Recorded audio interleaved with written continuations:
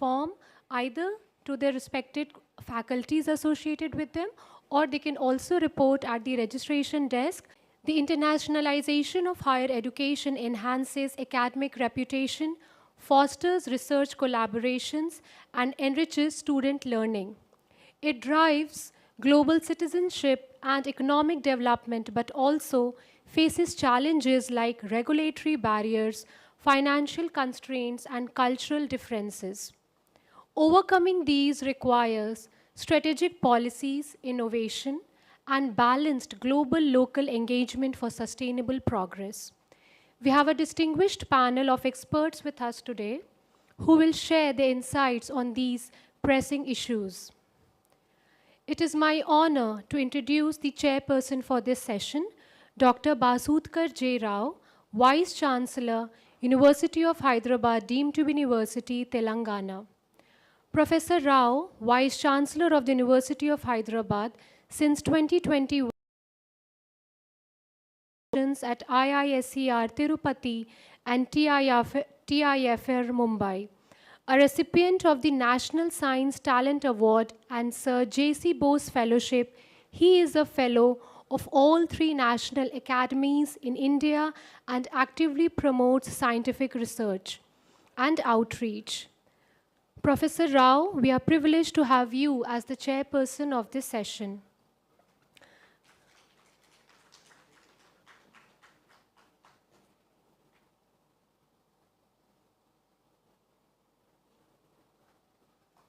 Now, I would like to introduce our distinguished speakers who will be sharing their valuable insights on the topic. We have with us Dr. Kaisha Lash, Director, DAAD, Regional Office, New Delhi, and Director, DWIH, New Delhi.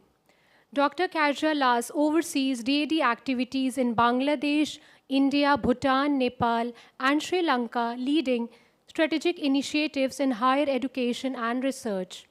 As a head of DWIH New Delhi, she manages international collaborations.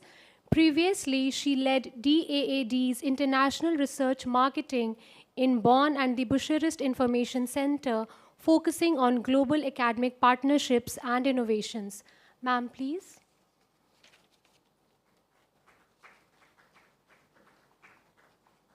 Next, we have with us Professor Hirendra N. Ghosh, Director, NISER.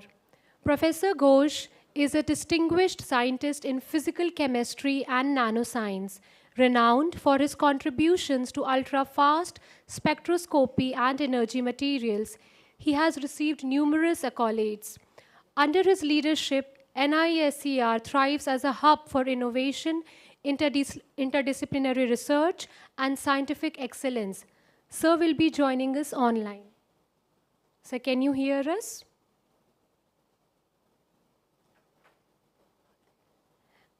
I think Sir will be joining in a little while.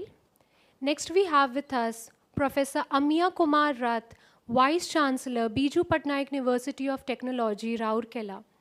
Professor Rath, Vice-Chancellor of Biju Patnaik University of Technology, Odisha, is a renowned educationist, researcher, and author.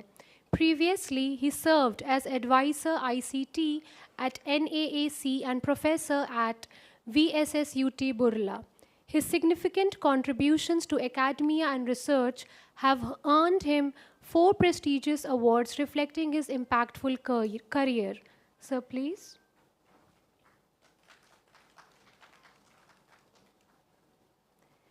Next, we have with us Professor Dr. Upinder Rath, Vice-Chancellor, Shri Vaishnav Vidyapeeth Vishwavidyalaya, Indore.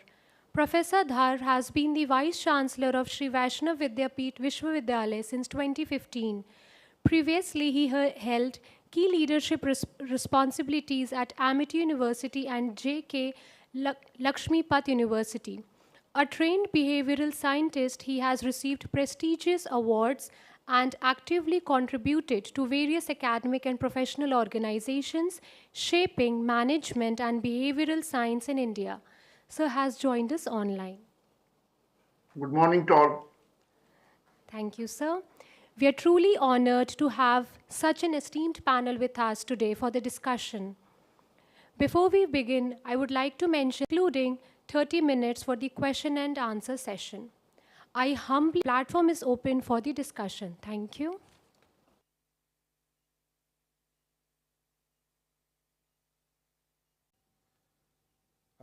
Challenges and opportunity in internationalization of higher education.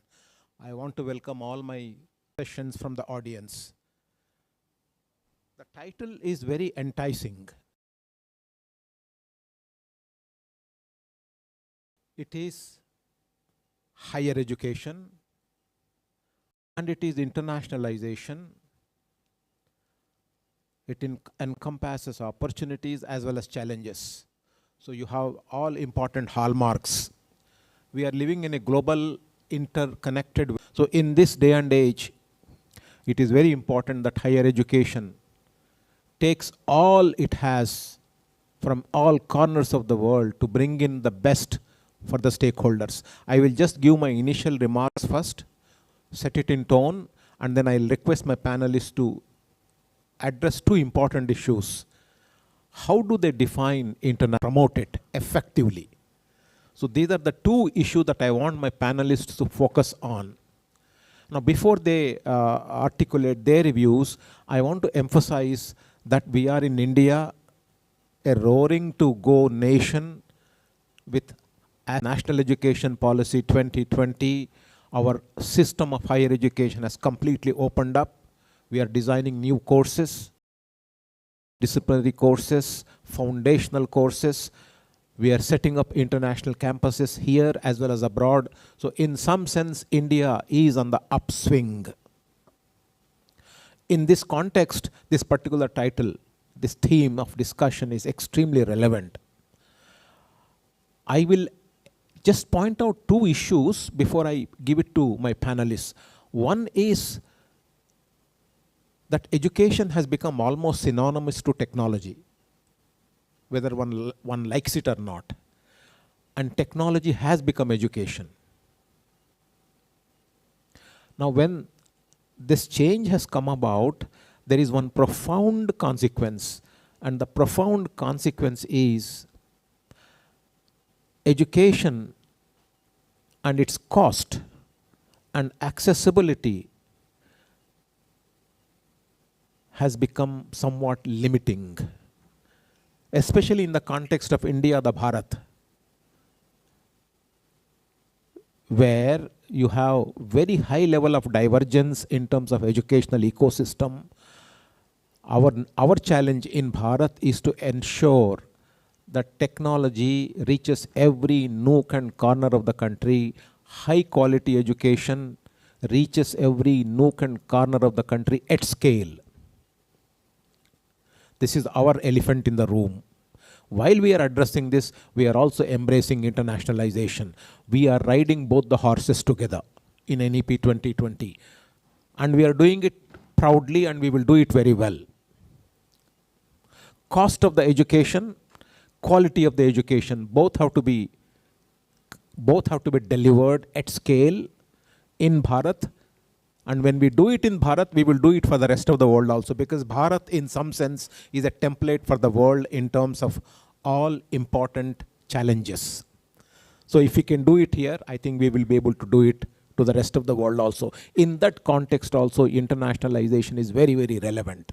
So these are my opening remarks. I would pass on to Katya Lash to give her opening remarks as well as insights about the internationalization theme that we have just opened up.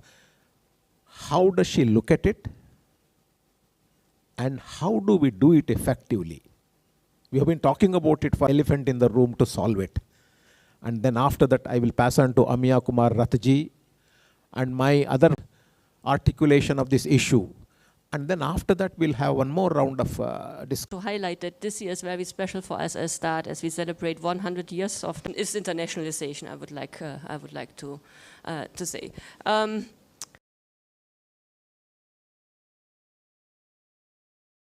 In Germany, we have a new internationalization strategy in place now for higher education. It was last perspective. So it's the first internationalization strategy which comes from the Ministry of Education, but also from the German universities, where we focus on a couple of things. So it's not just about mobility. In India, we talk about mobility, imbalance and exchange, getting more international students on campus and so on. But we look at in Germany from a 360-degree perspective. So we talk about internationalization at home. We talk about research, of course, but also internationalization of staff in universities. So I think if we talk about internationalization, a couple of topics which I see sometimes in India at the moment in the discussion really highlighted at campus and to the universities. But I think we should look it into a comprehensive internationalization strategy. So I think that would be the first point I really would like to make. If we look into challenges, and let me take this up a bit from the India-German relation, which I'm challenges which we have to look at when we talk about addressing this. First of all, it's about policy and frameworks. Now, I think India has done with the NEP a tremendous job, and all the regulations which now came in, that we have a better regulation in place in India regarding exchange programs, setting up campuses and so on, which helps the international universities because the framework is much clearer at this stage. Nevertheless, there are structural barriers which we are facing that starts from very minor things like visa and so on, where we need the help of the governments to facilitate things. We at the moment, for instance, facing problems in getting professors from Germany to teach in Indian universities because there is not a visa category for professors for short-term visas. So if a professor would like to come for a workshop, we always struggle to get them into India because we're missing the visa category, and the same holds true in the other direction. Another challenge, of course, is always financial constraints. We are living in an area where we see a lot of instability. We see investments in armed forces also in Germany, which means at the moment what we witness, unfortunately, is that the funding for internationalizations are going down also in Germany. So we are facing massive budget cuts this year. And I think we need advocacy for internationalization, because we've seen over the last 60 decades, 100 years of DRD, that very often when diplomacy comes to its ends, it's still the Russia. Everything has come to a halt due to the war in Europe. Relations with Russia, and that's something which we can build on after hopefully the war will be pretty soon over. That I have the feeling that internationalization in Germany but also in India is still playing universities. So if I look at the Indian side, we deal with 100 Indian universities as Germans, and maybe on the German side we have 50, 60 universities in the German relation game. And I think it's due time that we go beyond Mumbai, Delhi, Pune, Bangalore. I always tell German universities, look, India has so much more to offer. We have fantastic institutions also in second and third tier cities. Work towards getting more institutions on board. We had a workshop last year in Guwahati where we had institutions knowledge on internationalization and project management, and we will go to Kashmir this year in April for that region. So I think sensitize on both of the sides that we should not just look at the top edge institutions. There's smaller institutions where it should really work. It cannot be that we run 35% of our cooperations as German universities with 15 institutions in India. So I just did a bit of calculation before. We're running here also in KIT, a small project where we play with Germany. So I think this is a part in internationalization where we should still, my feeling in Indo-German relations is there is 95% on cooperation ongoing in the STEM field. We tend to do so traditionally. As I said, we had a very strong focus on chemistry and other global challenges only with technology. So we need some inputs from social sciences and humanities there. So I think that would be a couple. Highlight that with regard to Indo-German cooperations, we will have upcoming a paper in March. and we will have a paper upcoming with some recommendations for German universities, and I will be very happy to send it to you once it is 20th of March in this year. Thank you, Kajadi. Yeah, I will now request Amiya Kumar Rathji to express his views.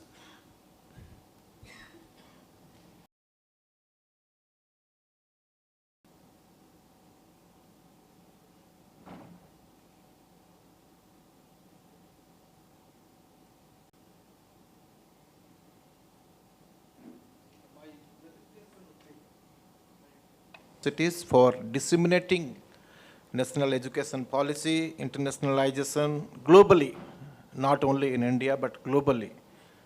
Their presence, and my presentation would be why go internationally, whether our students go abroad or we invite students from other country to study in India. What is the problem if you look at the higher education is that which does not merely give ancient universities like Taxila, Nalanda, Bikramsila, Puspagiri, Udantapuri, Jagdala, Somapura, and Vallavi. These are the olden universities we had. We used to invite students from abroad to study in those universities. But what is the beauty of those universities? We had skills. What are the skills we had? We had skills like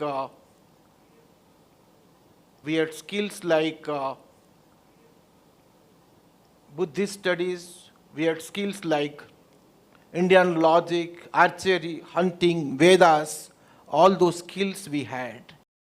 The question is, we had 10,000 students and 2,000 professors in Nalanda. Was that not internationalizations? My question to all of you. Now, due to many invasions on Bharat, from birthplace of Veda to striving to be just literate, lost the connect and lost the essence. It is high time to revive that. If you talk about internationalization, the process of integrating cultural and global dimensions into purpose. If you look at the key aspects would be student and faculty, international collaborations, curriculum development, and cross-border educations. I wrote here it is outcome-based everywhere we talk in Gujarat. It allows top global universities to open campuses. However, regulatory approvals and aligning with local policies, they pose challenges. Similarly, higher education relies on international students, Australia. It relies heavily on international students' revenue. In COVID-19, it revealed their financial vulnerability due to border closures and visa changes. If you look at this, the statistics says this graph clearly illustrates the increasing global trends, global interest. You can look at the first one is international students in lakhs. You can see that international students globally, it's increasing linearly, almost not linearly, but it's all increasing. Similarly, global research in thousands, global research, you can see it's also increasing. MOOCs and online educations, MOOCs in online educations after COVID 2020, 2022, 2024, because everybody is now depending on online educations, MOOCs and other courses. Similarly, faculty exchange is also increasing. When we are opening up the faculty exchange, the faculty from India, they go abroad, and abroad they come here and work. If you look at this concentration, is collaboration levels among 5 countries. You can say USA, UK, China, Germany, and USA, Germany, you can see USA, Germany is almost 90 in international research and education collaborations. Similarly, USA, India almost 85, and India, Germany, it displays strong but relatively balanced international collaborations. India, Germany is, this is 80, okay? like China, Germany, and China, India. The research says, UNESCO, Harvard University research says there are economic factors 15%, faculty student exchange 10%, MOOCs and online education 25%, global research collaboration of those factors which will affect the internationalization of higher education. Percentage of contribution, the challenges and opportunities, the topic is challenge opportunities, and what are the aspects we need to consider. The first aspect is curriculum design for global flexibility. Thanks to national education policy, that we had more freedom, more flexibility in aligning courses with international standards. We need to, the challenge of our universities and colleges, they need to develop curriculum with international standards. Like rigid course structures will not help. Opportunities are redesigning the courses to incorporate global themes such as climate change or digital of Delhi universities and IIT Bombay. Regulatory and accreditation issues. Accreditation standards prevent global recognition of degrees. The opportunity says we need to go for technology when we concentrate on engineering or technical educations, aligning with organizations like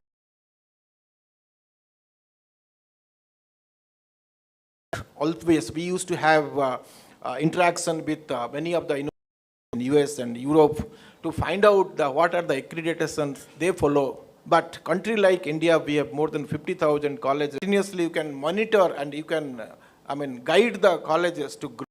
It's the different style of accreditations when we are trying to find out, but it's not possible in a country like India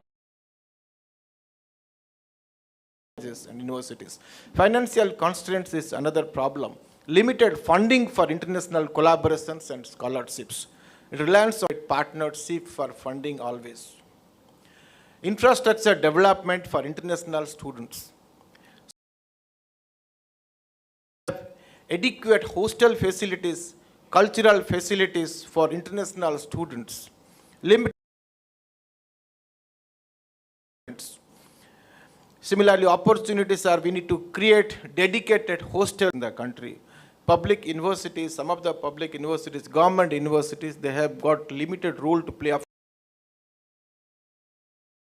But regulatory, that's very important that regulation needs to be changed.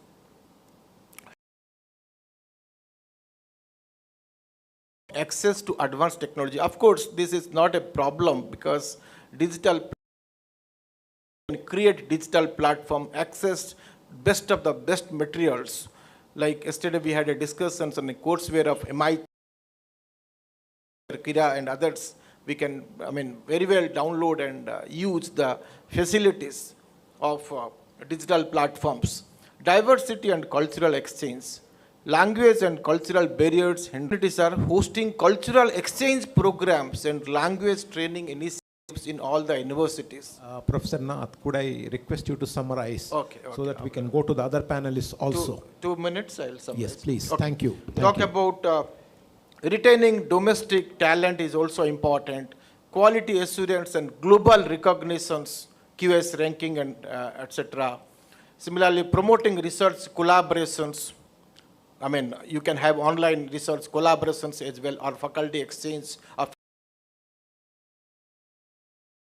creating global alumni network is important. Addressing geopolitical non-English speaking country, we need to invite them, and that language barrier has to be removed. Industry integrated learning opportunities, promoting green and sustainable campuses, fostering multilingual educations, and benefits of internationalization of higher education is, Professor Rao mentioned about global citizenships, access to resources, improved quality, global visibility, meeting labor market needs. These are benefits of international of higher education institutions. Similarly, in India, we have research programs, twinning programs, branding and outreach, improving global competitiveness, access to quality education, boosting research capabilities. Thank you very much. Thank you, sir. Thank you very much. It was quite comprehensive. In fact, you covered all the points.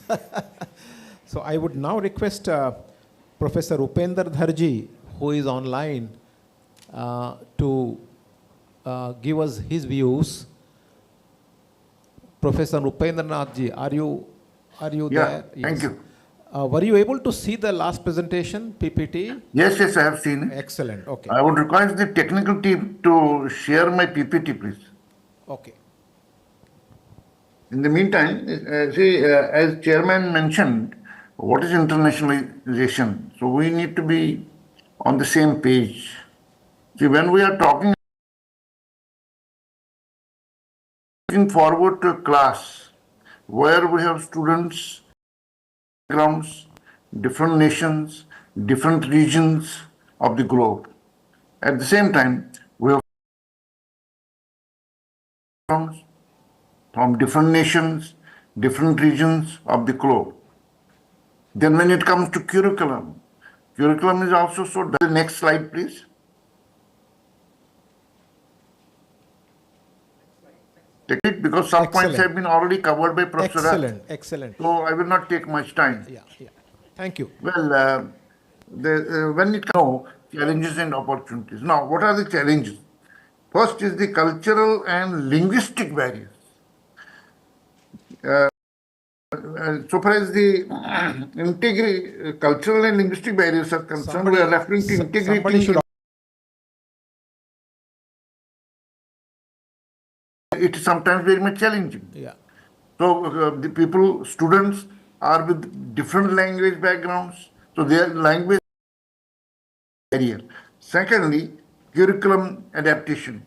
So adapting to curricula to accommodate international quality standards across international partnerships and programs can be difficult. So it becomes a challenge. Similarly, financial constraints. As I mentioned, you have to bear with me. This is some kind of repetition because Professor Rath and even Chairman has touched upon these points. Internationalization efforts can be resource intensive, and financial constraints can limit opportunities. Similarly, further, visa and immigration issues.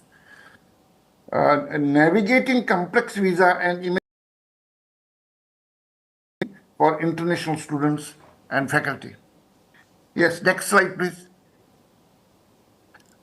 Yeah. Further, ending countries. So countries from where the students go to the other country.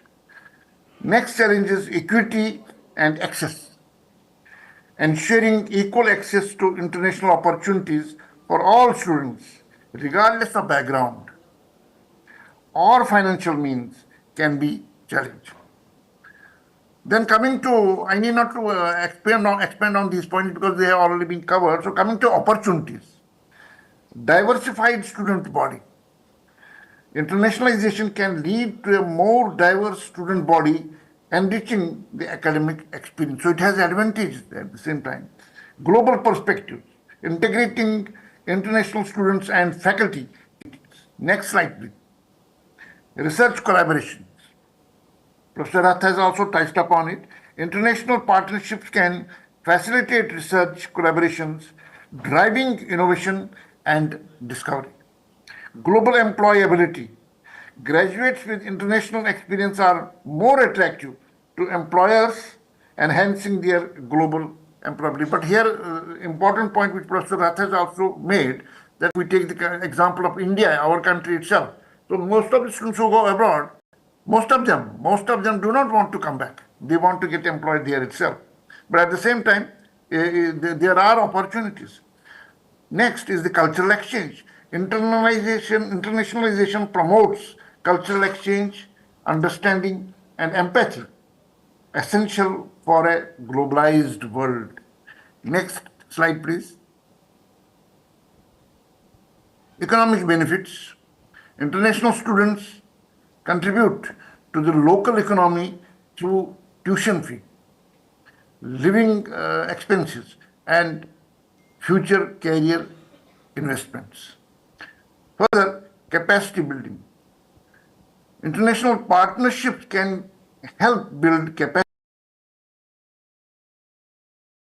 sustainable development. And it is, in fact, already happening. Further, now, what is more important is the strategies, as the chairman also mentioned in their opening remarks, that we need to also focus on foster partnerships with well-known institutions to ensure quality. This is the first one. And it has, in fact, good news is that it has, in Indian context, has already started. Second, invest in language support. This is very important. Provide language support services to facilitate integration and academic success. So this is one, as I mentioned in the challenge, is one of the barriers. Language is a barrier. Therefore, it needs to be taken care of. It needs to be addressed very effectively. Further, develop culturally responsive curricula. So when we talk of internalization, it is necessary to adapt curricula to accommodate diverse cultural backgrounds, the students from diverse cultural backgrounds and learning styles. Further, ensure equity and access. This is another very important area which needs to be focused on. Implement policies and programs to ensure equal access to international opportunities for all the students. Further, provide support services. The institution has attracted students from diverse countries, but at the same time, it is necessary to facilitate future global citizenship. I think the chairman also in his opening remarks mentioned about this global citizenship. Encourage global citizenship through curricular and extracurricular activities, promoting cultural understanding and empathy. And lastly, monitor and evaluate. That is again another important area which needs to be focused on. Regularly monitor and evaluate internationalization efforts to ensure quality, equity, and effectiveness. These are some of them were already shared by my co-speaker, but these are important points. Thank you very much. Thank you, Professor Dharji. Thank you very much. I think you touched upon very important points. I want to now go to Professor Ghosh. Are you online? He's not joined us, has he? Okay.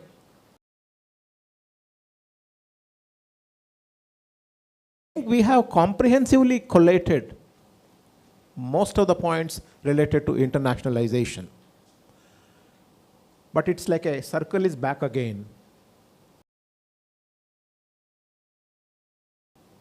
That there are visa issues, there are financial barriers, and most of this internationalization in higher education is happening. That's number one. Very few international students actually come to India or countries such as India. The reverse flow is very low. So these two essentially indicate that true spirit of internationalization of higher education has not begun.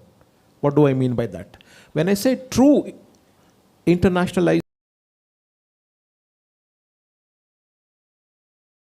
from one country to the other and across countries, there should be learning opportunities and heavy mobility has to happen.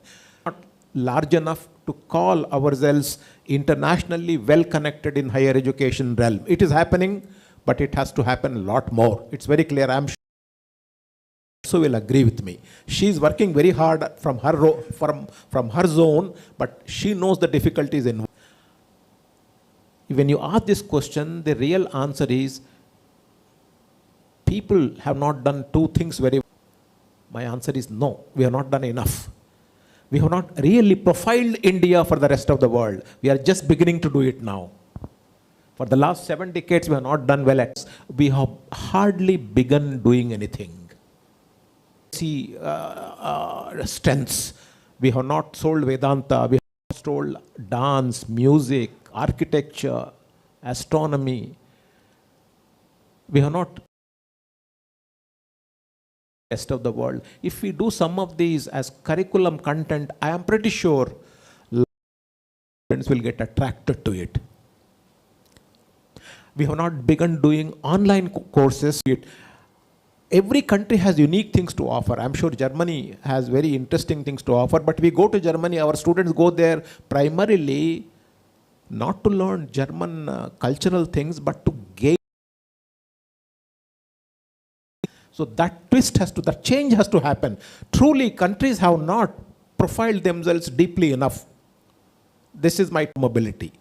This is number one. Number two, we need to evolve financial models can go back and forth. I want a student to go from India to Germany and come back again. That is the true internationalization. Foster, and it is possible to do it if we do a lot of interesting online sources and work out some financial models, but we have to do much better. These are my initial thoughts. These are my my analysis that this gives some insights as to how to improve this. We have done status report so far, but we need to go. Going for degrees, job markets, and then we have to look into exchange. And I would agree more for the exchange programs. And I think there are a couple of things with regard to Germany especially. So India is not so well known for its strengths. So either you know India for nice dance, ashram, and Indology. Promote India better in Germany. With the academic strengths you are having, so the quality of education. Other Asian countries, you offer studies in English medium. So I always Asian experience without having to learn the local languages. My takeaway, what we could improve is structured exchange programs. Programs like double. The barrier there is that German universities are very heavy, so it takes a long time before such programs come into life. So normally there is a small student exchange and then it builds up, and after 2, 3, 4, 5 years you develop this imbalance of flow of students. For German students it would be short-term programs. Say, oh, let's go to India for a year or two, it's very tricky. But to offer summer classes, for instance, and subject-specific security. These are topics where we cannot deal with them only in Germany. And I think we should focus more offering this short-term campus and give them the experience here. And I've been for that to Eastern Europe before, and it worked very the system to balance the exchange a bit better. And this has to be done strategically, and this invest more in these programs. I think we would see better footfall. Instead of randomly giving money. India invests now in internationalization. We just opened a joint together with the Ministry of Education, Spark Giant. We had a huge number of applications under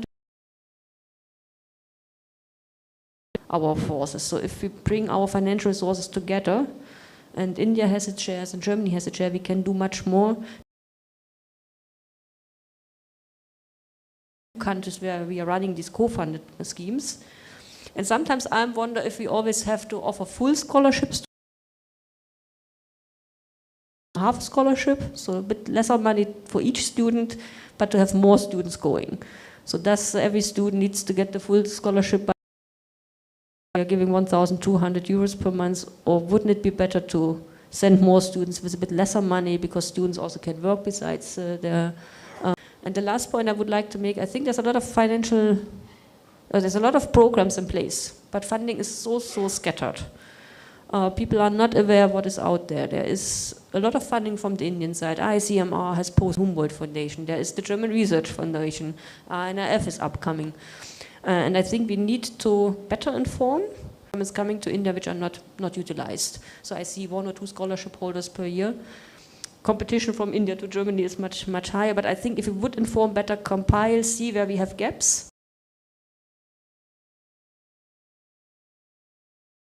For the best talent, I think that would be a very good step to do, and to work together with the Indian university.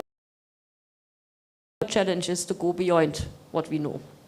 And our challenge, I want to be honest here, is Germany, and for the 1,000 universities, more than 40,000 colleges. Whom to choose, Where's the good quality? Go to ISC and IITs, of course. But to find the good students in the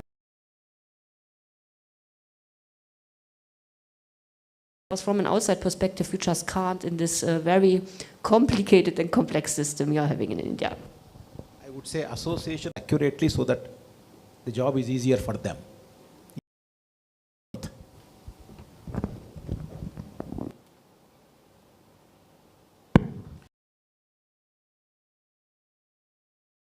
Education. There are three things which are important for quality educations. You mentioned about curriculum get designed, but the teaching learning process assessment is most important. Design of curriculum can be designed by but the teaching learning process from assessment and feedback change the curriculum based on the stakeholders' feedback. They're attracting many foreign students for yoga and other naturopathy and other things. I'm sure the expertise in India we need to tap. I was mentioning about Nalanda, Taxila, Ballavi and other things because we had expertise. You mentioned about yoga, you mentioned about Ayurveda. India is very strong in that.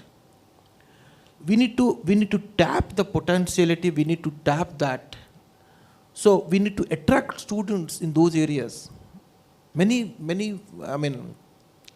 foreign students, they used to come. I had been to SVSA many times. I could see many foreign students, they study there, yoga. They come for short-term visits. 1 week, 30 days, 90 days, they visit, they used to come. And 1,000 colleges, more than 1,200 close to universities.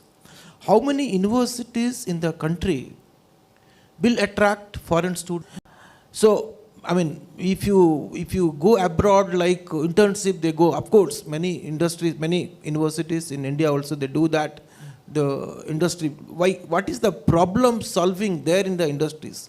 What is the outcome of that particular internship? Or going there, learning something, come back? No. He has to go to industry, learn something, do some significant amount of work and come back. That outcome is very important. So in that way, definitely, India also will attract foreign students to our place because people used to come olden days. Why not today? They are concentrating German. I'm trying to set up a center of excellence on one German universities on hydrogen, on renewable energy, on automobiles. I'm trying to set up in my universities. So in that process, I'm sure that exchange will take place. Thank you, sir. I would go to know Professor Upender Dharji to give his, succinct remarks on what is the way forward. You see, how do we improve it? After having visited 35, 36 universities abroad, what I have realized is that in most of the institutions in India, our weakness is lack of quality infrastructure. We are lacking in infrastructure. We are not able to attract international faculty, that is faculty from other universities abroad, because we are not able to offer equivalent salaries or emoluments. Emoluments are not attractive. Similarly, in the case of students, when they complete their education abroad, they get employed there. But again, we are not able to offer attractive or better salaries. So they prefer to stay there only. I have interacted with a number of students who have gone abroad but then didn't return. They say that, well, the quality of work life is very better. It is much better abroad, say particularly USA, even in UK, than what we have in India. Work-life balance is better. That's why they don't want to come back. And as I mentioned, emoluments. So, we are not able to offer very attractive scholarships as some universities many universities abroad offer, and students, their costs are taken care of. While they are studying, it is not too heavy. But we are not able to offer scholarships to the students, not for compensating the cost, but at least a scholarship becomes an attraction. One can feel that, well, I am a scholarship holder of such and such scholarship. That kind of thing also we don't have. Now what we need to do is we need to identify certain diseases. We have, as Professor Rast mentioned, we are having 1,063 universities or institutions of higher learning and more than 50,000 colleges. Therefore, all cannot be enhanced. This infrastructure and other things cannot be enhanced in all of them in one go. Therefore, we shall have to identify certain institutions in both public as well as private sector, where infrastructure is substantially improved, scholarships are offered to the students. Now, see, a very simple case, hostels. Hostel facilities are not what an international student would expect. So these facilities are to be improved. Then, of course, curriculum, etc., that needs to be taken care of. We are still, particularly in public universities, the curricula, if we have to change, if we have to make any improvement, it takes a lot of time. Those things have also to improve. If we are able to do that and come at par with the institutions, with the universities abroad, I think a day is not far when we can attract international students. Now more multinationals are coming to India.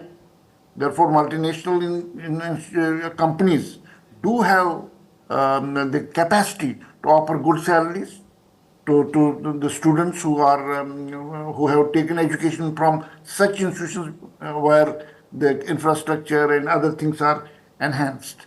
Therefore, a lot of effort needs to be made. One good thing that has certainly happened in India, that after NEP 2020, efforts have started. It's not that we are not doing anything. Efforts have started. There are institutions where many constructive steps have been taken towards internationalization, but we are far behind. Yet, a lot needs to be done to attract the students and to, as I said, infrastructure is one of the major drawbacks. Even say, if we talk about IT today, this is the age of information technology. Many institutions in India today, many, are not well equipped so far as IT infrastructure is concerned. There are some, yes, they are at par with any university or any institution worldwide, but their number is very few. Number is very small.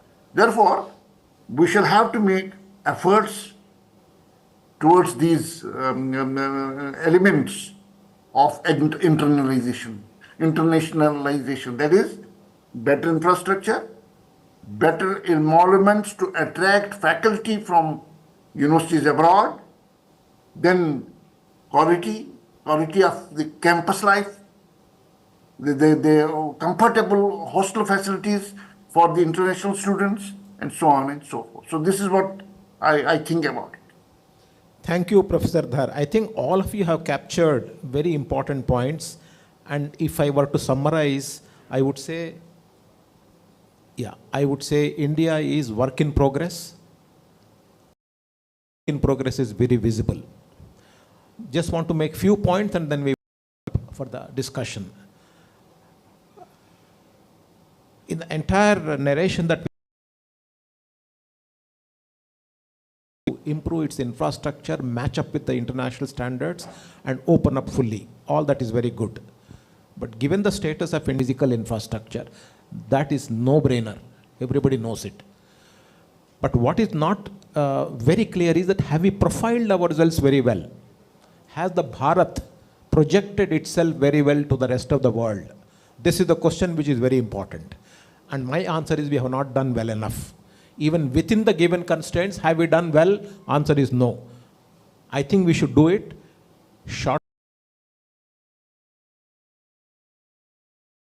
STEM areas and areas which are very strong in our legacy, all those areas have to be projected very well so that we put our best foot forward.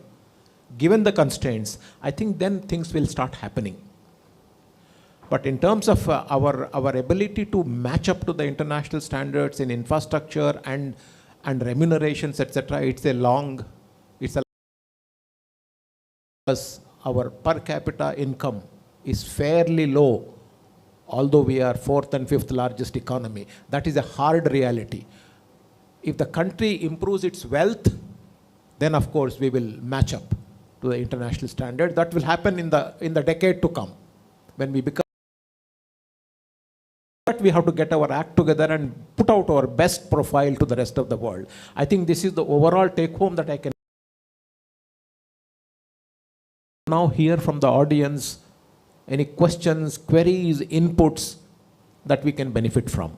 Let's open it up. Shout, but the online Dr. Dhar will not be able to. Good morning.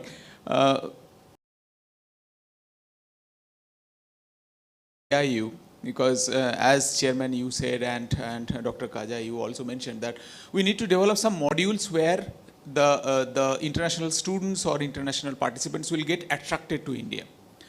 Now, obviously, India is a large country and we have large number of universities and institutions. So if AIU can create some centers for excellence to create that knowledge base and then disseminate.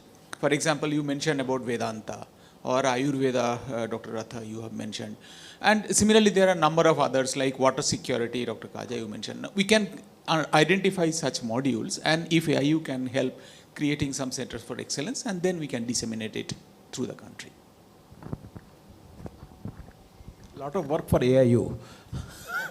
Looks like. Good suggestion though. It's very good suggestion. Thank you. Namaskar to all panelists and audience. It was a very interesting session, and we have focused almost all the possible difficulties, shortcomings, as well as opportunities. Being a Buddhist, student of Buddhist studies, I have, since I have headed the Institute of Mahavihar, where I used to find that at least 200 plus students from Southeast Asian countries are always there to study Buddhism and Buddhist studies. Now I am at Sanchi University, and of course the as Professor Dhar was telling, that poor infrastructure and the lack of faculties, that is a major issue, one of the major issues that hinder our progress in becoming of international standard. And I hope, I'm not a pessimistic man, I hope with your inputs, the inputs given by our panelists, we shall definitely improve, and Bharat will have its pride once again. Thank you.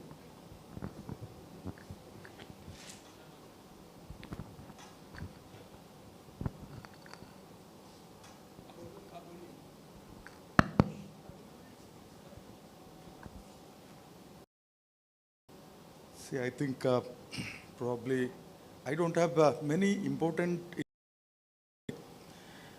but I had this interesting discussion by our chairman, Professor Rao, Professor Rath. And see, first of all, since yesterday I am thoroughly confused between globalization and internationalization. These two terms I am thoroughly confused. I don't find actually, globalization is something related to commercialization, opening up the economy. Earlier, before Manmohan Singh became Prime Minister, we wanted to globalize, we want to just open up our economy. So we are treating actually this education in terms of maybe commerce. We can have many phraseology to explain various facets of this particular aspect of internationalization, globalization, or whatever. First of all, we are not able to do in nationalization also.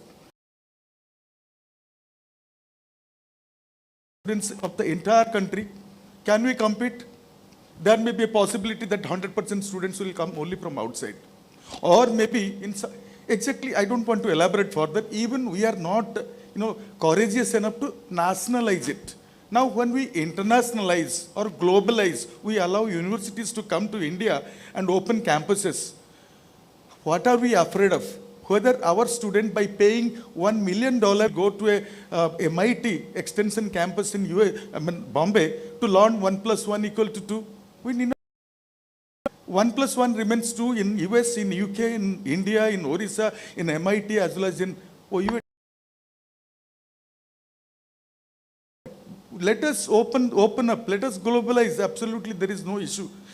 Now, coming to Professor Rao's aspect of profiling, before that, Professor Rath, what is wrong if our students go abroad and settle, they not give a job? What is wrong in them going abroad and getting job? In fact, there is no brain drain, there is no shortage of brain actually to be drained from India. We cannot give them money, we cannot support them here. If they go abroad, sell their brain and then get money for India, that's a great success. Absolutely, there is no problem. Now, regarding the other side, of course, there is no mobility. It is actually, first of all, why do they go abroad? Do they go to learn in MIT 1 + 1 = 2? 1 + 1 = 2? No. They first of all get a branding. I studied in MIT. I studied in Princeton University or Harvard University. Number two, the biggest thing is they get a job there. If a foreign student, American students comes here, will he come here? We cannot provide job to our own students. So why will they come here? Like Professor Rao rightly said, we have not profiled. We cannot call them to learn local things like Ayurveda, like our Indian astronomy, like yoga, like Veda studies, like our Indian literature. We should profile ourselves properly. What exactly we can offer them? Now, American students. So we have to profile ourselves, we have to improve our infrastructure. Of course, all those things are there. What are the challenges? When we say challenges and opportunities, that means internationalization is good. If something is good, we discuss about the opportunities in that. We discuss whatever name you call them. Let us not try to create new different words. The only thing is that we should open up a great professor to teach 1 + 1 = 2. And in fact, now there is no need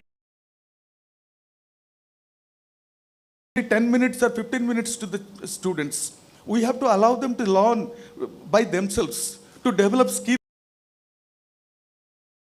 going to impact. So we need not worry about that.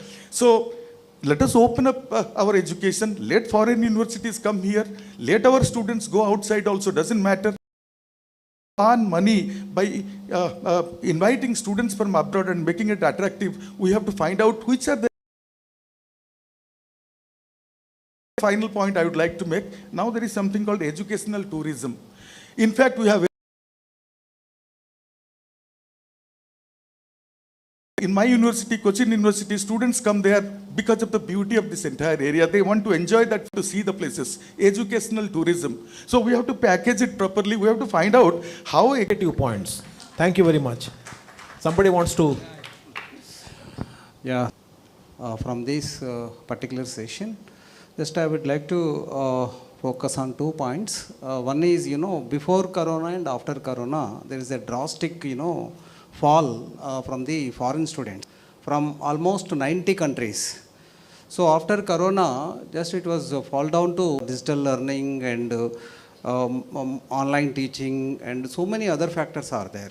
As rightly mentioned, our degrees from any other foreign universities, especially by, so such kind of education is definitely in near future we are going to face, right?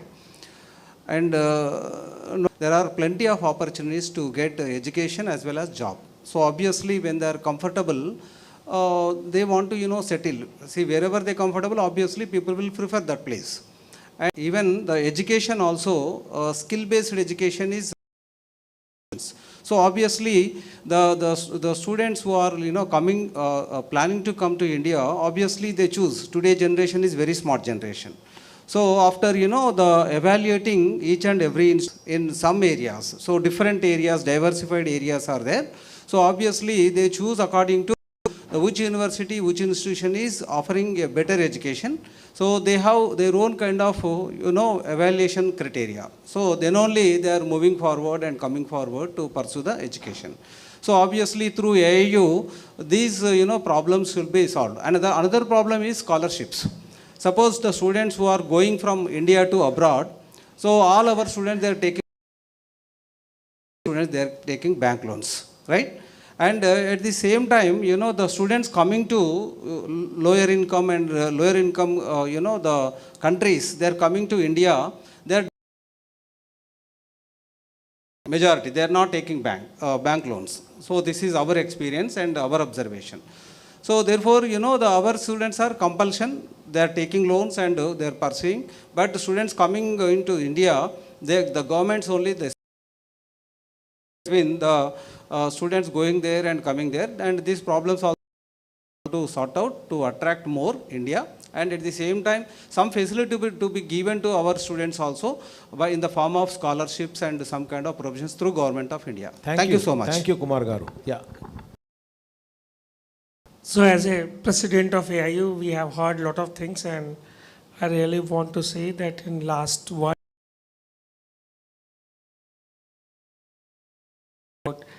globalization, internationalization, mobility, and all those things.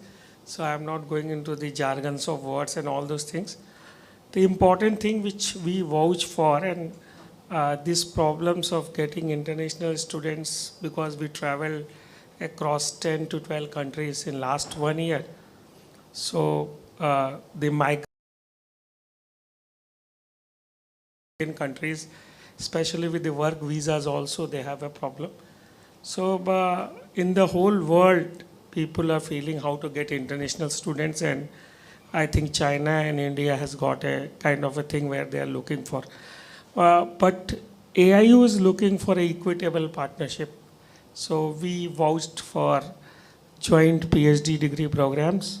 We vouched for joint degree, as Kacha has said, and we also are looking to the immersive programs which you said as tourism program or somebody has said, but we are definitely looking for immersive programs for foreign students to come, look to the diversity and all other things.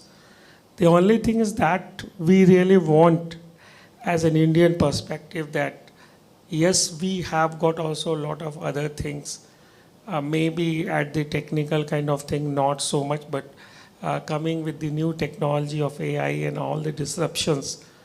We visited just 2 days before the Ireland, and Ireland also seems and thinks that they will get Microsoft and all other companies rather than getting into London or something. So with these technologies,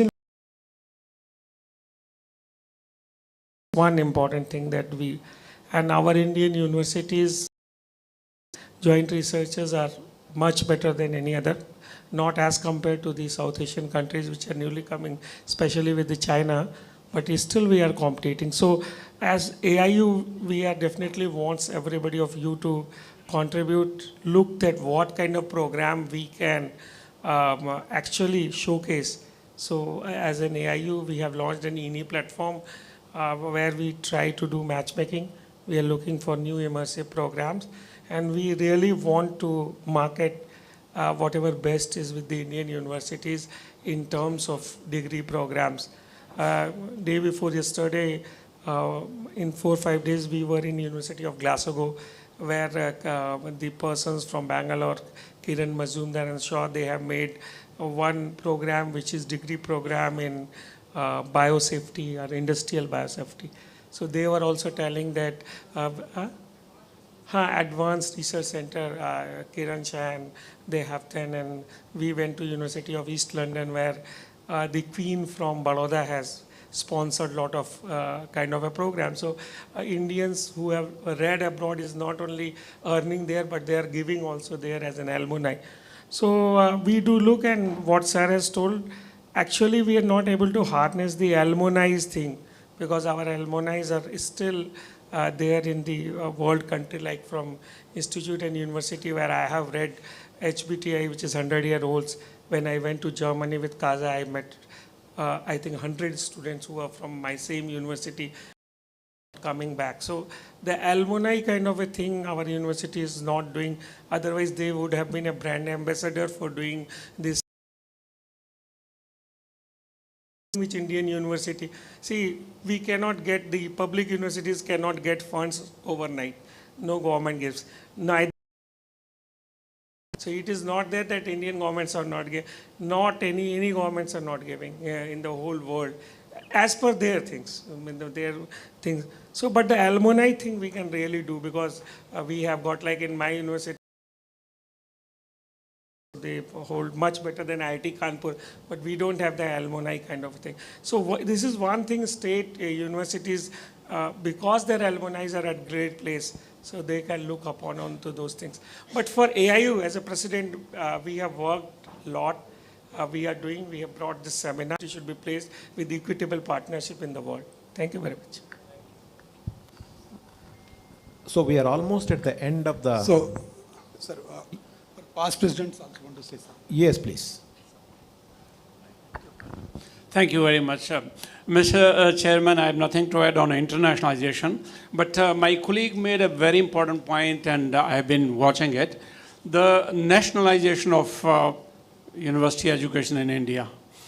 It's a matter of concern really indeed. For the last now 25 years, I have seen in all professional universities, agriculture, veterinary sciences, this and that, you know, we have reservation for state students, and ICR has made a very have been reservation for people from other states to move around. If we are not cognizant of the fact that internally, the buzzword of internationalization and the kind of we acknowledge the fact the infrastructure thing. We acknowledge the fact the funding to universities, low salaries. They're going to boomerang. They will stay on for some time, you said it. But for AIU, education, internationalization is enough talked about. This subject has not been talked about. Kind of things, if you were to go around in India, Northeast, or I spent time in Kashmir. Kashmir was that no Indians go there for study because there were no seats.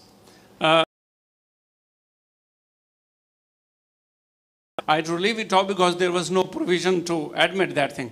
This is not the kind of country that we are aspiring for. I think movement across country, that should be a challenge to AIU. That should be there. Thank you very much.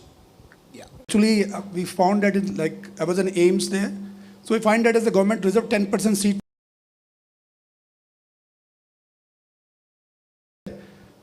And responsibility of the embassy to select them and to send here.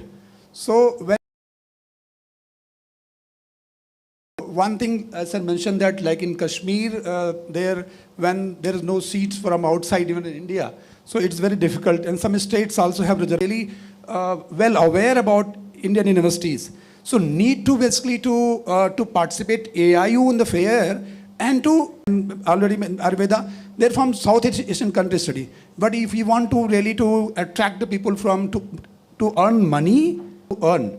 So there is two paradigms. We have to seriously have to think that we want to make our country as a global, you know, they are in Canada, they are propagating, government supporting to bring the foreign dollar and foreign money. So this is it. So we have to AIU international, basically we offering the AIU is basically the abroad, your camp there. So through that, the universities can propagate and you can attract a student. Maybe you can do in India also have some reservation and all thing. And government also have to open some seats for foreign students. And they already did that earlier. And in BHU used to come. But from US, UK and you know the BRICS country, we have to very seriously think and we have to develop, invest infrastructure. When the fair recently, the Sri Lanka fair was there. So I think that's to if you wanted this thing to let just to word know what. Sir, if we really want to truly internationalize our educations, because sir's point that our people, because we see the US universities, we see German universities, other places, and to do so that the university, there is a healthy competitions to grow up better with ranking, so that there is a real ranking which comes to the AIU to look into such things so that we grow better and we conclude. I just want to make one point which we have completely missed. Model, it appears that we are inadvertently getting trapped into a Western model. What do I mean by that? Western model where higher education is expensive, number one. Medical cost in Western model is very expensive. Most population in the Western, most Americans cannot afford their education system. Now, in Importantly, we are following into that model. Question to ask, is that the way to go? In fact, we must be a champion for low-cost education, low-cost, high-quality education. Quality medical treatments. This is a very important point. We have already proved to the rest of the world that per rupee spent, we produce the best science in the world in terms of number of publications. The data is there. We produce the best number of publications. Similarly, per rupee spent, we produce the best education. It's another matter that we don't spend enough. So we already have a model in works for low cost, high quality education. And this must be a prototype for the global south. Please remember that most of the world is not affluent. In fact, majority of the world is less affluent and more aspiring for education. I think that is where India should make a mark in internationalization. This point has not come out well. We are chasing Western Europe, we are chasing America. There we will not be able to catch up with them. But the alternate model is, with low resources, how do we give the best education to India, Bharat, as well as to the rest of the global south? This point has to be pondered about. This has not come out in the discussion. And I request AIU and other eminent members here to think about this. Let us produce this model through internationalization, because that will be at a scale, not just Europe and America. Thank you.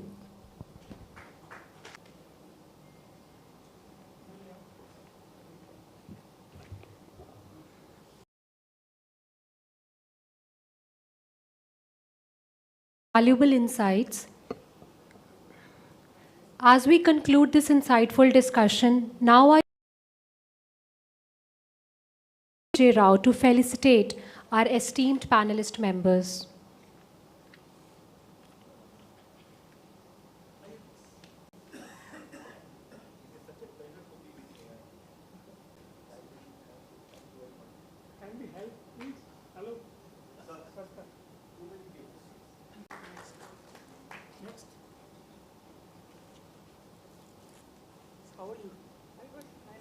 You have got working hard.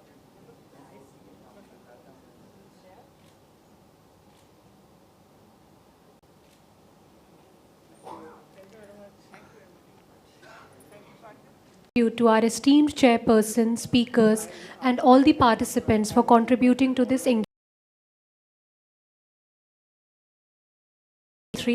Thank you all for your participation. I hope the discussions today will help in creating enhanced move ahead for a tea break. And I would once again announce that the KIT University has arranged for a Puri Konark trip at 2:30 p.m. form at the registration desk. We will once again be gathering here for the AIU business session, which will be exclusively for the AIU member universities. Thank you, everyone.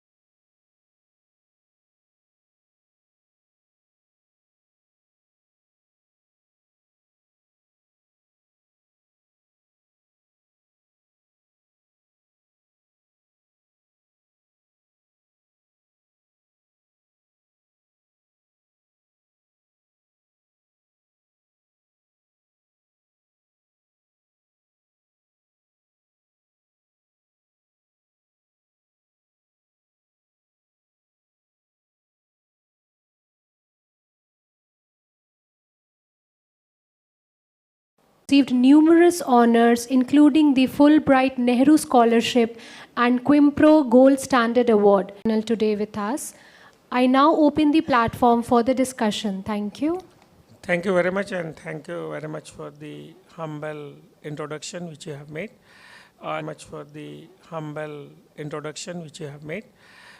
This is totally a business session of AIU. So this will have two modalities. We'll present something about AIU. I think most of the things you know, but we will fast forward the presentation. And second, it will be open up transactions by AIU members, which we will note it down. Vijayendra, are you there? So have you taken some feedback form? Are you circulating something? Vijayendra has already circulated the form, which we really want to fill you up.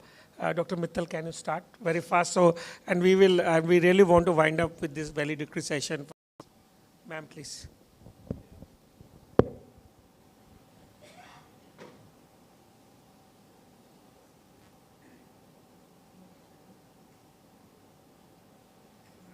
Esteemed Vice-Chancellors present here, a very good afternoon to all of you.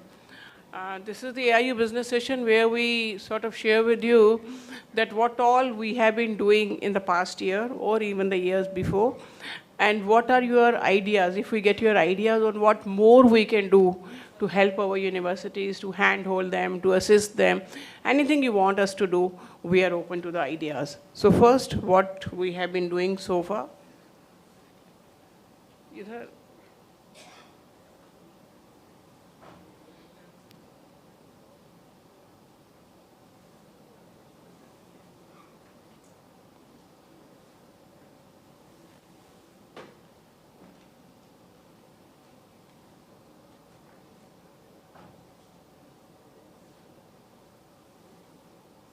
Thank you. So the genesis of AIU, as you all would be knowing, that it came into existence as Inter-University Board on 23rd of March 1925. So we are completing 100 years this year in 2025. So 23rd of March 2025 we'll be completing our 100 years, and this is our centenary year, and we'll be doing a lot of celebrations on the centenary year. This was registered as a society when the name Association of Indian Universities was given. That was in 1967. See, these are some of the stalwarts who have been the presidents of AIU in the past. It includes Dr. Sarvapalli, Dr. Radhakrishnan, the legacy of the AIU from the people who have been heading the AIU in the past. Membership, we have a large membership base. This is the largest university association in the world. Right now we have 1,068 universities as our members, which include central, state, deemed, private, and institutions of national importance. And we also have 19 international universities as our associate members. So this is the largest university network. Out of 1,300, around 1,100 are our members. And the membership is voluntary. So that means the universities who are joining the AIU, they see some value in it. So these are the functions and activities of AIU. We work like a think tank on higher education. We are also a bridge between the government and the universities. So if universities have to say something, we take their voice to the government. And if the government has to implement something, we take that implementation strategy through the universities. We make it happen. We do a lot of on behalf of our universities. We do a lot of capacity building programs and leadership development programs, capacity building for the teachers in the form of aid.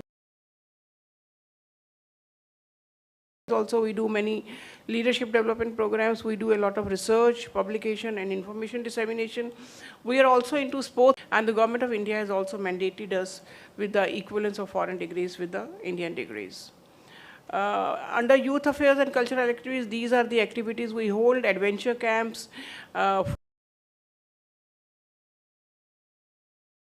So we'll also request the universities present here to encourage your students to participate in the AIU Youth Festival. Help the students to develop holistically. We also have literary events, theater, music, dance. We also have a moot court competition. Iska clarity क्यों नहीं है?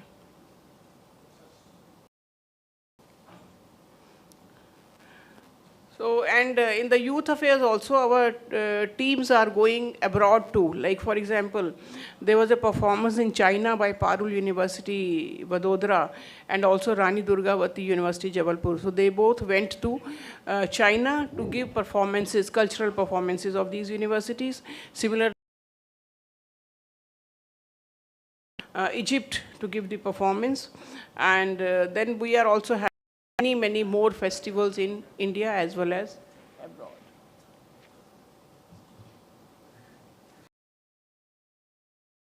Of our youth affairs and cultural activities in various places. In sports, we do 128 events so far. The sports are so important that in the last Tokyo Olympics, 44 Olympians went from the university sector. And India, for the first that was never held, but World University Games in India was held for the first time, shooting in Manav Rachna University in Faridabad, in Haryana. And we also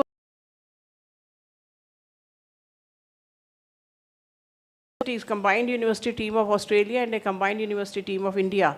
So we had a cricket match in Bombay. Also this was held.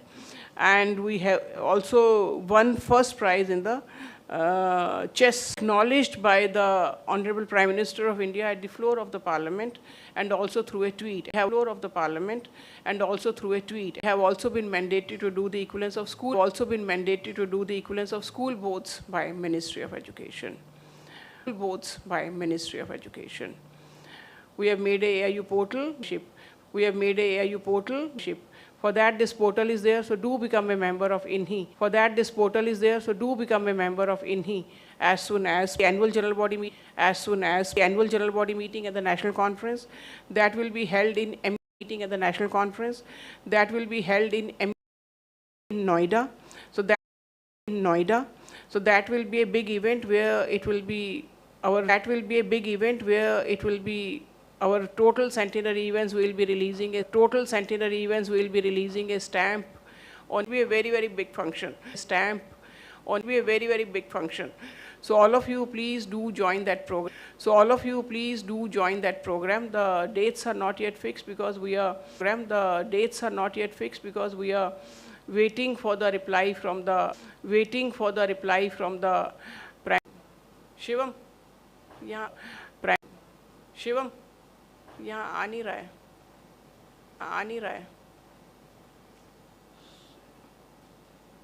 Yes.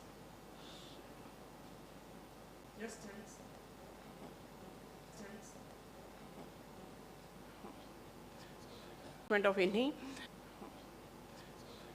INHI.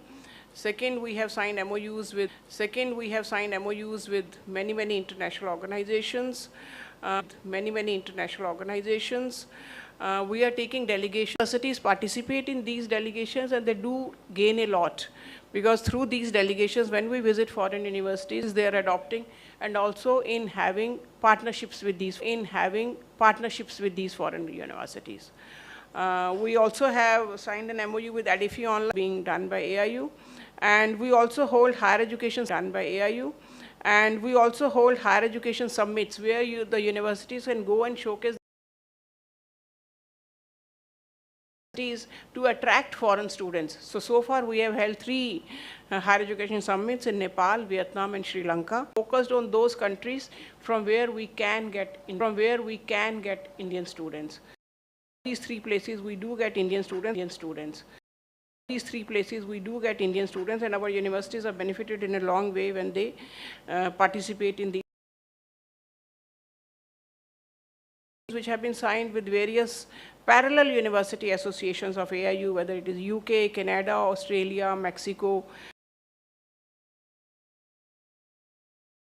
Spanish university in Spain, Vietnam, Arab Africa.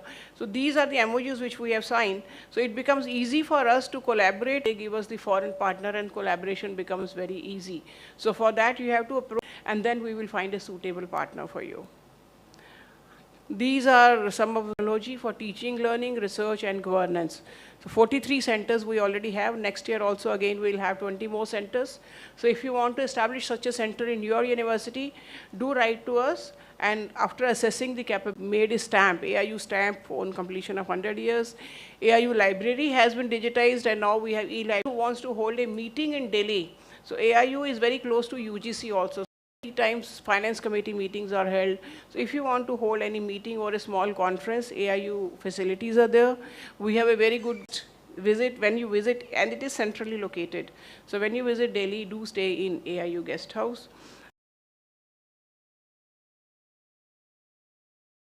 So we are making, in which we are also putting the logos of the universities who are partnering with us during the centenary celebration, and AIU film also.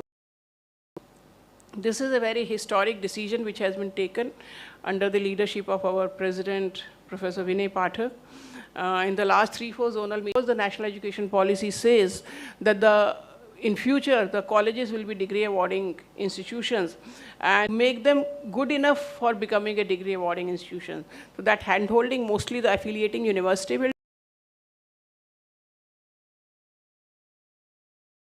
universities. So there we are making them the associate members of associate members of AIU. They will not have a voting right, but they can participate in all our AIU activities.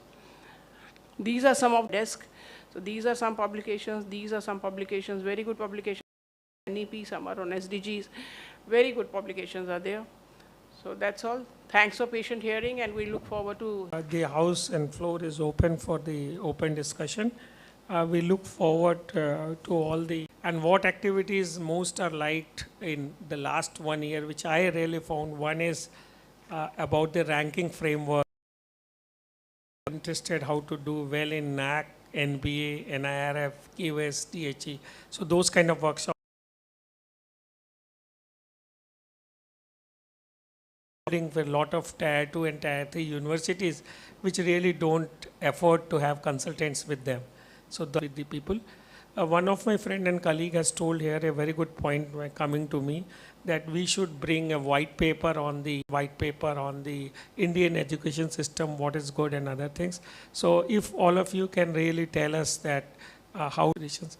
Vijay, can you help us, Vijay Kuldeep, can you help us with the mic, the members who want to really say?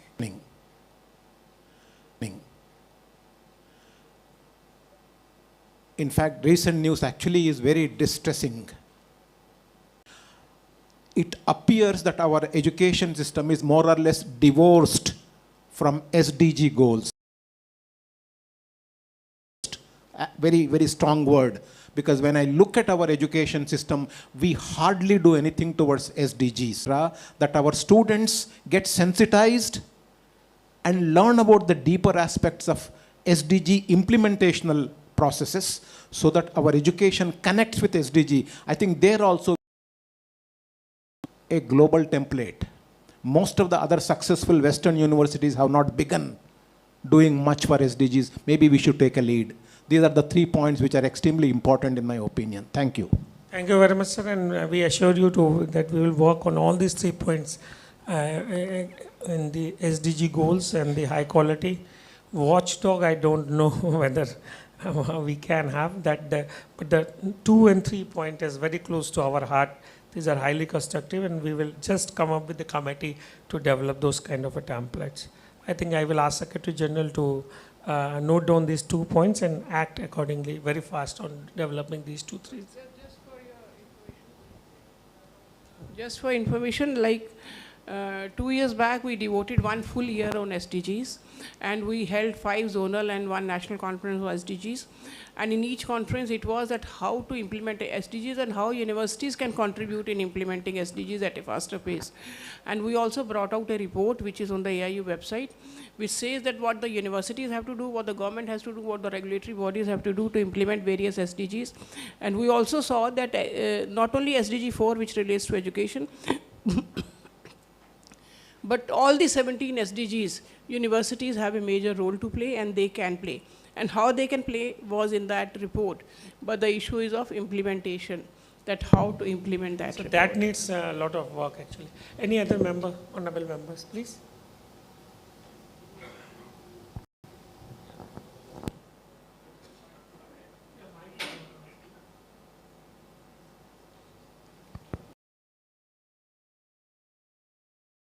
priorities. One is, the digital library, e-library, the tax is to be given to each and every member of the AIU. That is one point. It has been given, na? So, yeah, yes. yeah, that is one. And secondly, the autonomous colleges membership, is it Personal. okay? And that is also without voting rights. Right. And third point is, the various resolutions, as rightly mentioned by the Rao sir, that one copy should be sent to the UGC, NAC, and NBA, and even AICTE, because our intentions or our resolutions. Yeah, because time to time this at least they should consider these AIU recommendations and resolutions, because to avoid the inputs they should take into consideration while making some kind of reform.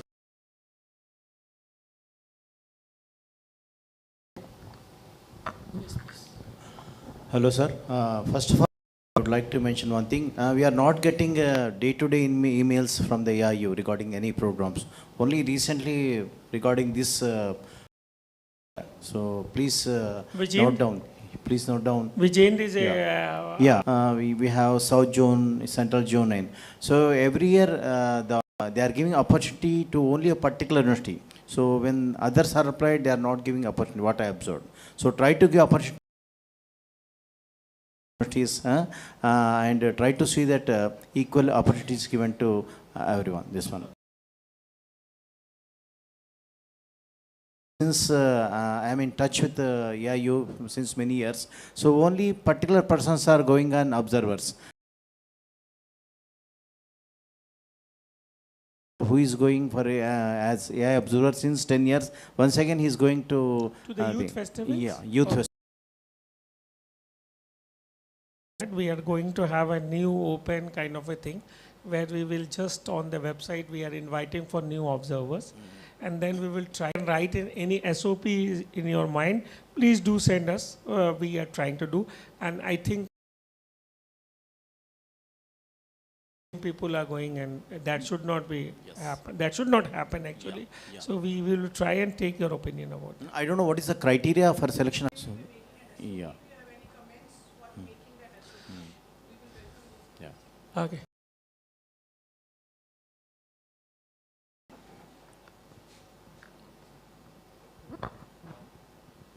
I think if there are no universities, we are facing a crisis in terms of the fresh teachers, people who are coming for the first time.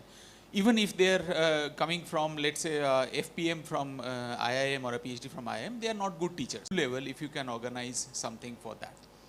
That you mean for a teacher teaching a new pedagogy or teaching. Try to have workshops, more workshops on those kind of a thing. Absolutely. And actually offline workshop. That UGC restriction of universities within the 1,000 rank, if that can. So thank you very much to all honorable members for this business session. We have got one is low cost, high quality advocacy and getting a template that we will surely look and make a committee and try to do, and 1 year devoted for that SDG goals, although it was a corona period, but recently started looking onto the SDG goals. So the first kind of an advantage we can really take upon the parent and other things. So thank you very much to all the honorable members for contributing everything and coming here. So do the valedictory session here only so that the time is invested. So we'll request Charanjit ji to come and let us start this valedictory session. We will now proceed for the valedictory session.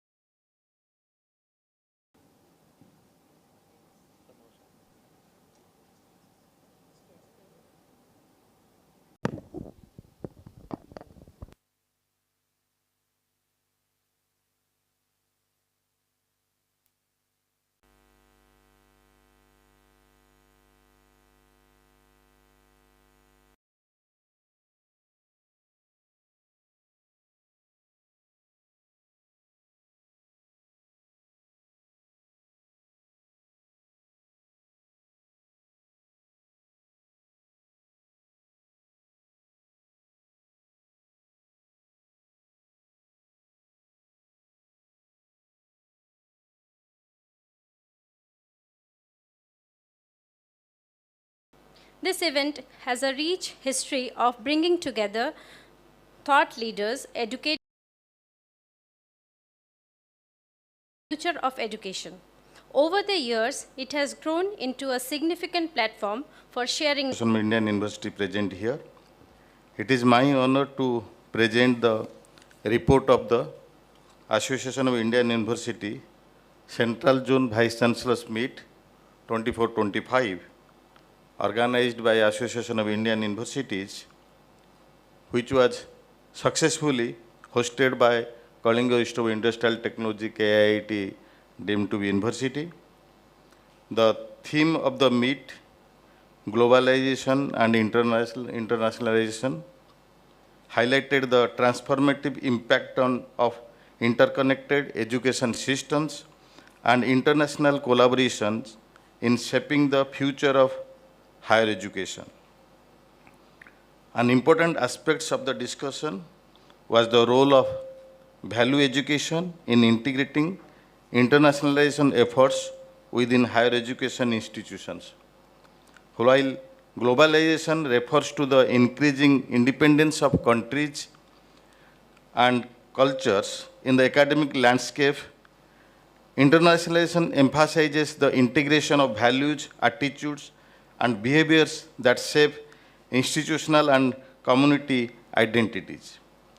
All the experts, speakers, panelists who underscores the value education is pivotal in promoting the universal values that foster mutual understanding and collaboration, enhancing intercultural competence, enabling students and faculty to navigate diverse academic and social environments, equipping students with critical thinking and problem-solving skills necessary to address global challenges such as climate change, poverty, and inequality, strengthening the role of educational institutions in building inclusive and sustainable learning communities.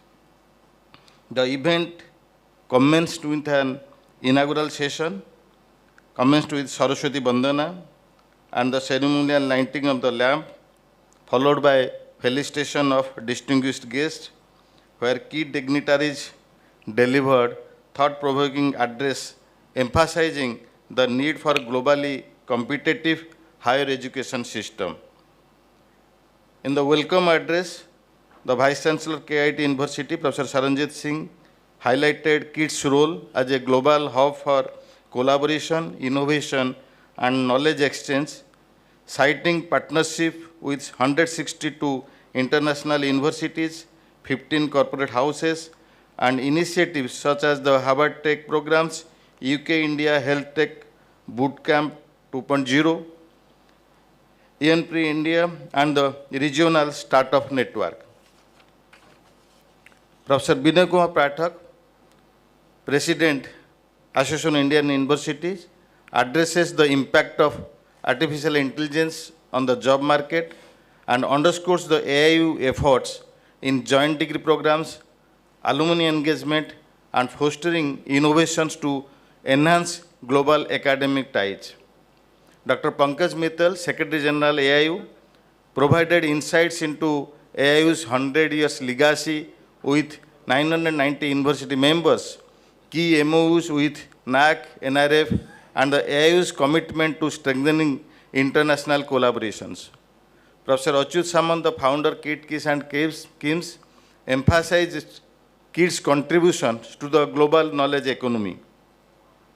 The major highlights of all the esteemed guests present on the dais that were the importance of strategic international partnership to enhance institutional reputations and research capabilities, the role of universities in developing future-ready graduates through skill-based education, the necessity of policy frameworks to facilitate students and faculty mobility across borders. And then the AIU University News Special Issue and the report, Internationalization of Higher Education, a study of preparedness of Indian higher education institutions, were also released on this occasion. The first technical session was themed on strategies for international collaborations in higher education, chaired by Professor Suresh Goshabi, who emphasized India's historical leadership in education and the need for globalization of state university to improve access to quality. The speaker in this session were Professor Nilanjan Chattopadhyay, VC, Jagran Laku University, Bhopal, Mr. N. Ove, the first Secretary Education and Research, Australian Government, Department of Education, Australian High Commission, New Delhi, who is online. Madam Adilis Glenn, the Public Diplomacy Officer, Education, US Embassy, New Delhi. The key discussions included US-India Higher Education Partnership, faculty collaborations, and satellite campuses, Australia's focus on study mobility, faculty exchanges, and joint PhD programs with institutions like BITS Pilani was also highlighted by him. Professor Nilanjan Chattopadhyay emphasized the importance of overseas campuses and equitable exchange program to address the brain drain. The session stressed the need for strong international partnerships, cultural sensitivity, digital engagement, and skill-based education models to strengthen India's position in global higher education. The second technical session, themed on the internationalization of education, chaired by Professor Vidyadhar Subudhi, who emphasized the importance of technology integrated education in fostering intercultural communication and global collaboration. Key discussions included Professor K.K. Agrawal from South Asian University, New Delhi, who highlighted the need for technology integrated education. Mr. Bikram Agrawal from Edify Online, who introduced the Edify India initiative. The key question answer highlights included discussions on the global curriculum, challenges in internationalization, global ecosystem participation, AI tutoring, lab classes, comparison of online versus traditional learning, and job prospects for online learning. The third technical session focused on the critical theme of challenges and opportunities in the internationalization of higher education. The session was chaired by Professor Dr. Vastuka J. Rao from the University of Hyderabad, who set the stage by emphasizing the growing importance of international collaborations in higher education and the need for institutions to adopt the global academic standards. The session featured an esteemed panel of speakers, Dr. Katja Las, Director of the DAD Regional Office, New Delhi, Professor Amey Kumar Ratha, the Vice-Chancellor, Biju Patnaik University of Technology, Professor Upender Dhar, the Vice-Chancellor, Sri Vaishnav Vidyapit Vishwavidyalaya, Indore, who provided the diverse perspectives on the internationalization of higher education. Each speaker provided unique perspectives on the internationalization of higher education, emphasizing key aspects such as greater student mobility as a core requirement for true internationalization, curriculum enhancement, better country profiling, and financial models to attract international students, cultural exchange program, curriculum development initiatives, and full scholarships to facilitate student mobility, overcoming linguistic and technological barriers while addressing geopolitical uncertainty collaboration. The session concluded with an engaging discussion on the challenges and vast opportunities in global engagement, highlighting strategies for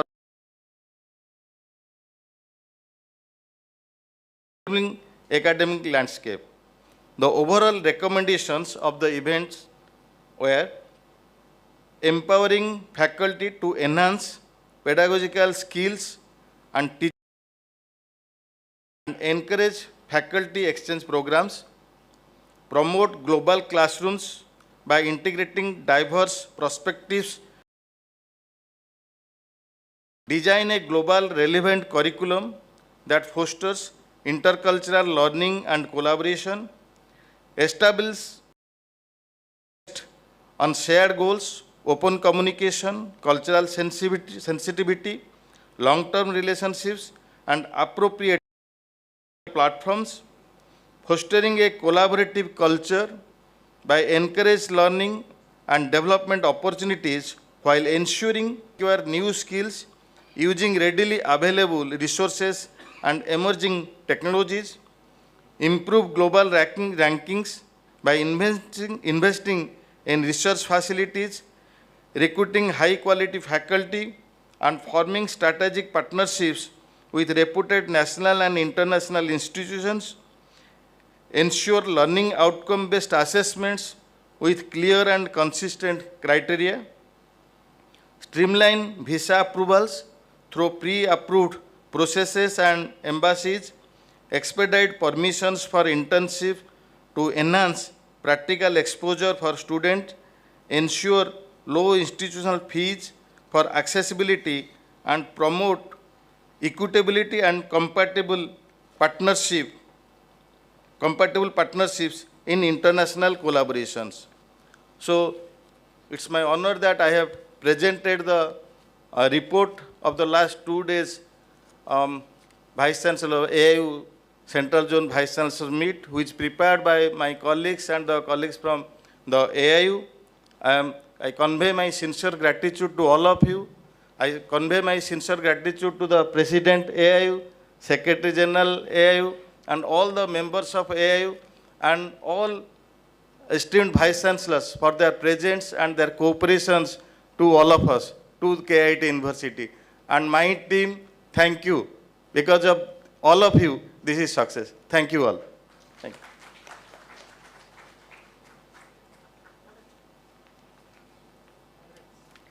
Thank you, sir, for a beautiful overview and summary. Moving forward, we have with us Dr. Mrs. Pankaj Mittal, Secretary, AAU, whose contributions to the field of higher education are immense. I would like to invite her to address the gathering. Ma'am, please.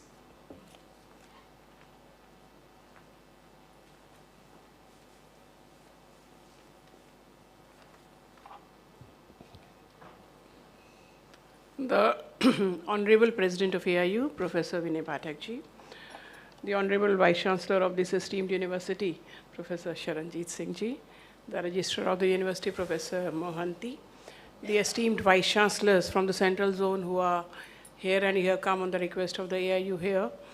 We also have Katya and Dana still here with us in this session.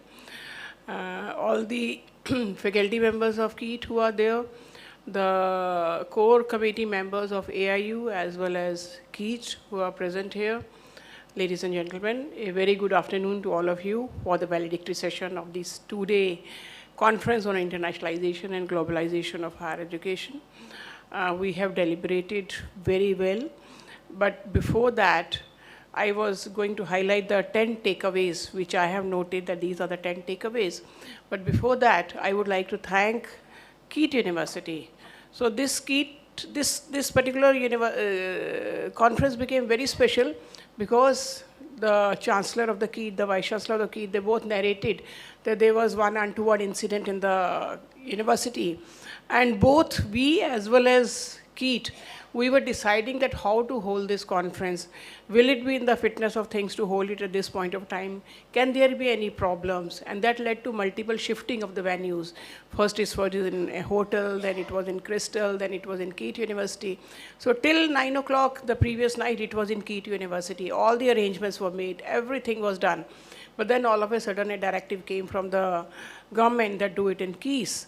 So shifting within those 8-9 hours, everything from KIT to KIS. So 9 o'clock we saw it, the work began here. Morning 9 o'clock we saw that everything was ready. So thank you to Professor Sharanjit Singh and his dedicated team. I mean really, overnight everything was changed and the full arrangements were made with flowers, and you must have seen the students and the band and the folk dances and the music which welcomed all of you. So thanks to KEET for their dedication for holding this conference in spite of all adversities, in spite of all constraints, and holding it in keys in a very, very apt manner. So thank you very much. I also thank the nodal officer of KEET, the registrar of the KEET, the nodal officer of AIU, and all the officers who are associated with this conference, because they did it in a very, very immaculate manner in the shortest possible time. So thanks to all of you. Now coming to the conference, so the report of the full conference has already been read in front of you, but if in short somebody says that what are the 10 takeaways which you take away from this conference, so I'm just going to mention some takeaways which I noted during these deliberations. One and foremost, we cannot say that we have to learn internationalization. We are not new to internationalization. Internationalization is in our blood since ancient times, and that's what Dr. Rath was also mentioned, that when Nalanda, Vikramshila, Takshila, those universities were there, at that time we used to have many, many international students. In Nalanda at that point of time in 4th century AD, we used to have 10,000 students, and mostly from outside, various countries from all over the world, with 2,000 teachers. So since then we are into internationalization. So internationalization is not new to us. We have to just revive those thoughts. We have to just revive that internationalization in India once more. Second, this is a point which our Honorable President has been making very often, democratization of internationalization. Means internationalization is not a privy to top few institutions, the Tier 2 and Tier 3 institutions, which are in plenty in our country. Rather, the masses are studying in these Tier 2 and Tier 3 universities. So these are the universities which need more of internationalization. Therefore, democratization of internationalization is very, very important. And for that purpose only, the AIU has set up the INHI, that is the Indian Network for Internationalization of Higher Education, to democratize internationalization, to help the Tier 2 and Tier 3 universities who really need hand-holding for internationalization. So that is something very important, that how to democratize it. Third, a lot of issues were mentioned with regard to, say, visa for coming for, say, even for the faculty or for the students who are wanting to study in India. Visa is a very big issue, especially for the faculty, if they want to come and teach in Indian universities. And then another issue which comes out very often is that our students go to USA, UK, not only for studying, but also working there, settling there. But in India, we do not have any provision for post-work visa. So after a post-study visa, so after studies, the student has to go back. They cannot work in India. And also the possibilities of part-time work in India are less as compared to the possibilities in the foreign countries. So can our government be persuaded to take care of these issues like visa, post-work visa, how to have these linguistic barriers, cultural barriers. So these are some of the issues which are hindering internationalization. Top 1,000 universities, which is the embargo fixed by the UGC for doing the partnerships, is another issue which is affecting the internationalization, because not many good universities also go for internationalization. So many of our universities, like we are going to USA, so we are visiting around 8 to 10 universities. They don't believe in international ranking. They say we don't go for ranking. We have our own accreditation system. We are highly accredited, but we don't go for ranking. So if one doesn't go for ranking, they will not be ranked. But that doesn't mean that they should be punished and we should not be able to have the collaboration with those universities. So that is something again which is very important, and we should be again talking to the UGC and the government that there can be some additional criteria to ensure the quality of the university with whom we are collaborating. But only one criteria of 1,000 universities is not enough a good criteria. Fourth, when we talk of now internationalization, earlier we were talking of cross-border, now it is borderless education. Means there are no borders at all. So whether it is with regard to student mobility, faculty mobility, semester exchange, curriculum exchange, internationalizing curriculum. So the borderless education is something which we are going to promote rather than cross-border education. So that is again a very big important thing. Then when we talk of international students in India, we always say that we have 50,000 in India and around 10 lakh go out of the country. And then we say that because we are not able to attract enough students. But can we think of some big fellowship scheme like Fulbright Fellowship or Erasmus Mundus? So now you have Fulbright, the persons who got, we call them Fulbrighters. So there are many Fulbrighters who are working like brand ambassadors for USA. There are many Erasmus Mundus fellows who are working like brand ambassadors for Europe. So can we have any such big fellowship, big impact, big ticket fellowship scheme in which these persons who get this fellowship can work as a brand ambassador for India? So that is something which can be very good. In addition to that, we also need to do a lot of projection because, again, it came out in many sessions that we are good at many things, but we are not marketing ourselves. We are not projecting ourselves. So many a times, the foreign countries or the foreign students or the foreign teachers don't even come to know that what is good in India, what is waiting for them in India. So even the short-time immersion programs, which AIU has also started, one India immersion program, to give them a taste of India. If they don't want to come for the full program in the beginning, they want to have a taste of India. So small 1 week, 2 week, 10 days program, India immersion programs. So that can be very, very helpful. Then one more thing which came out was that, of course, now we have allowed the foreign universities to come into India and Indian universities to go abroad. But when we talk of campuses abroad, which type of universities are setting up campuses abroad? Mahi has set up, Symbiosis, BITS Pilani, MET has set up. But why are government, especially the state public universities, they are not setting up campuses abroad? Maybe there are some bureaucratic hassles, there are processes, some long procedures, which is sort of inhibiting them for setting up the campuses. So can we take care of those processes? Can we take care of those inhibitions so that the state universities or even the central universities, we don't see central universities setting up campuses abroad. We only have now 2, IIT Chennai and IIT Delhi, who are setting up campuses abroad in this year. But then many public universities have the capacity to set up campuses abroad, but we have to sort of ease out the regulations so that they can set up campuses abroad. Then international publications. Yesterday when Dr. Ashwin Fernandez was talking about the ranking, so international publications means publications with an international author is something which gives a lot of marks in international ranking. So can we do a lot of publication with international authors? And that too, there's a research by Elsevier that the field weighted citation index of the publications which are done in collaboration with international authors is much higher than the collaborations done internally or as compared to the individual authorship.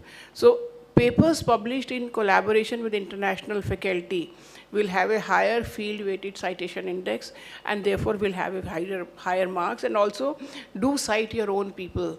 Like we do have a habit of citing only the foreign authors, but do cite your own authors if you want to have overall improved ranking for Indian universities. Then again, this has been talked about a lot, that we should have a equitable and strategic partnership, not one dominating the other. We should have an equitable partnership. That is something which we look forward to. And last thing is the financial constraints. In India, we do have financial constraints, whether it is in terms of salary to a foreign faculty, whether it is in terms of fellowships to the students, whether it is travel grant for going abroad. So there are, and or whether it is the infrastructure which has to be created, whether hostels or classrooms or that ecosystem which has to be created. So financial constraints have to be looked into. We cannot say that the government will be providing everything, all funding should be done by the government, but how to arrange that funding, that also the universities have to see, that how to institute scholarships, fellowships. Maybe there are many philanthropic funders, there are many foundations who are giving these grants. So how to tap those foundations, how to tap these international resources or national resources, or as Professor Pathak was taking, alumni resources. So we have a lot of alumni resources, how to tap those resources to have the financial funding so that we do well in internationalization. So these were some of the takeaways which I had noted, and I'm sure we will be working on the very big task which has been given to AIU to prepare a white paper on how India can become a global destination for affordable quality education. So that white paper we will make a task force. Through the task force, we will try to make a white paper and give it to the government. We are already working in this direction along with Niti Aayog and IIT Madras. A report is coming out. Out of that report, we'll bring a white paper on how India can become a destination, global destination for affordable quality higher education. So thank you very much, and thanks to all the esteemed Vice-Chancellors for coming in large numbers and being with us till the end of the program. And thanks to Keith for wonderful arrangements. Thank you very much. IU and Vice-Chancellor of CSJM University, Kanpur. Professor Pathak's leadership and vision has been instrumental in education. So I request you to deliver your thoughts. Thank you very much. The world, we have given Gandhi, and the other contemporary thing which has given, what has given, we should not tell, but that is what is the strength of this country. I think it's a right time for point of inflection. Our Secretary General, our Chancellor have spoken a lot of things, and I don't want to add any. Actually marketing, but that is the problem of DNA of this country, because loss GDP kind of a thing. And that's how we, with whole kind of a thing, and that's why we don't market. So, but now we have learned slowly how to market our things, like Buddhism, about Vedas, about Sanskrit, and all other kind of things.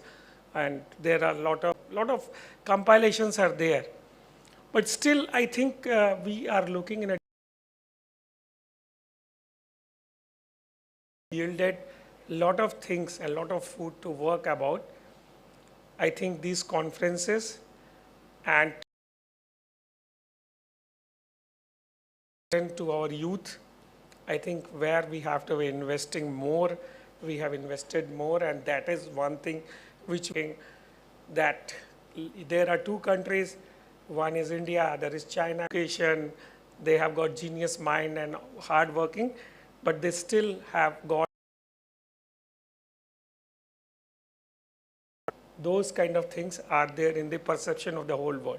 Wanted to, whom we were not thinking, they are not from the metros, they are not from only Gurgaon and Mumbai and Hyderabad and all. And that is the power of the technology which we have, either internet or the AI or the people who are trying to and converse through those platforms, which I always feel that the most and the biggest social equalizer is the technology, where they are also on the same web where the metro city people are there. And our German friend also told that we should have a methodology to find out where are good people in tier 2 and tier 3 cities beyond IITs, IIMs, and some of the cities and some of the institutions which are well known in the things. And that's the strength of this country, and that's the strength of the whole world. So we really want to take the help of the diversity, talk to the our counterparts who are international in nature, and I vouched as a president in all my talks, why not this tier 2, and even in the QS World Ranking, we were there with the Australian people, with when we went to the Germany with the German friends, and with all those things that invest more in these tier 2 and tier 3 universities which has come new, where people are in a different mindset and people in the different dimensions. And this is a new India. This is a new kind of resource which we are really able to do with those things. I think with the world is also looking, because everywhere you are seeing new elections. This conference is held in the shadow of two major things.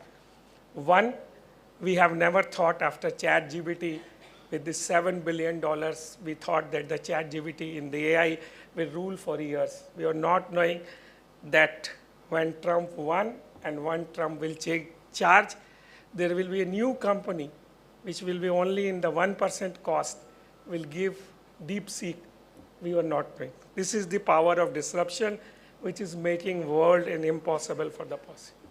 And then the new government has come in Germany. So there are new governments are coming in Europe. So there is a churning in Europe. There is a churning whole worldwide. We are in the event of getting those kind what the US is telling. So there are different things and their world is churning in a different directions. Geopolitically, we have got Ukraine war yesterday. US voted with Russia on the Ukraine. So these are the things which is happening and it will also affect the international education. So we are placed differently. Our country is placed differently geopolitically. Our country with youth has got different power to negotiate. One of my Irish ambassador friends was telling me yesterday that now it's the power of India, like China. They should negotiate with the international universities to have new kind of agreement like the Chinese universities. They should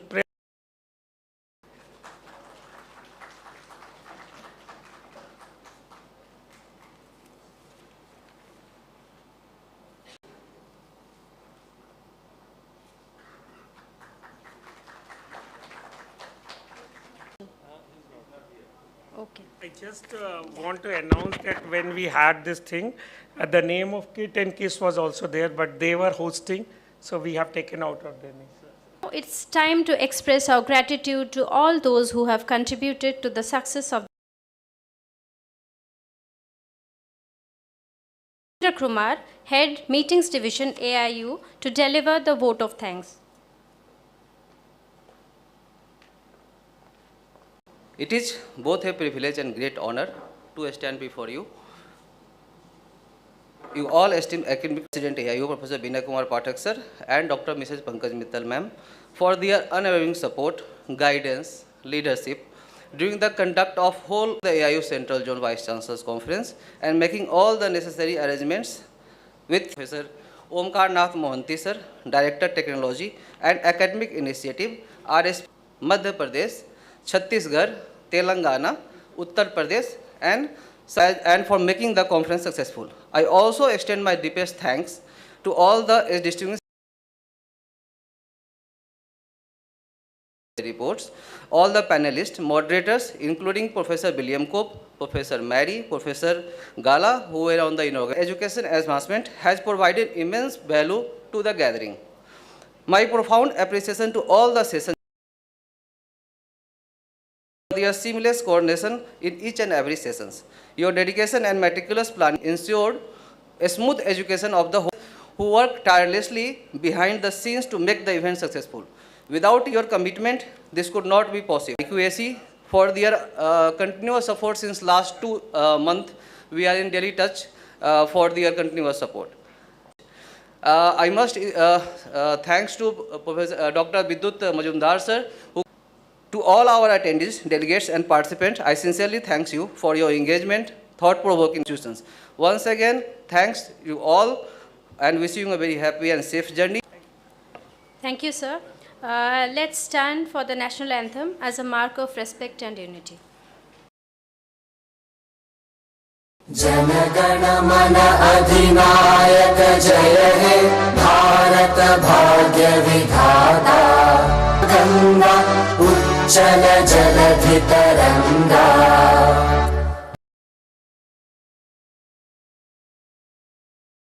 तव शुभ आशीष मांगे नायक जय हे भारत भाग्य विधाता